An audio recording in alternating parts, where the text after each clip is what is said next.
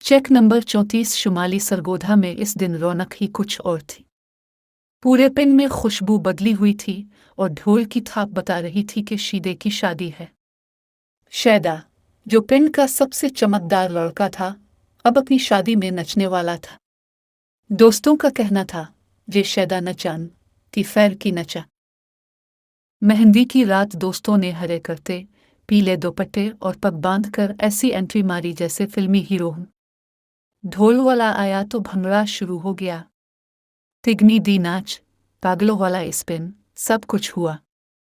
बारात के दिन शैदा सफेद शेरवानी में घोड़े पर बैठा हीरो लग रहा था। जैसे ही बारात निकली, एक चचा जी चीखे, ओए! कि नच नच के रोग तोड़ देवगे, लेकिन जवाब में सिर्फ एक आवाज आई, भाइयों! साढ़े यार दी शादी ए, अज किसे दी ना सुनी, ये थी शीदे ती नसरी दी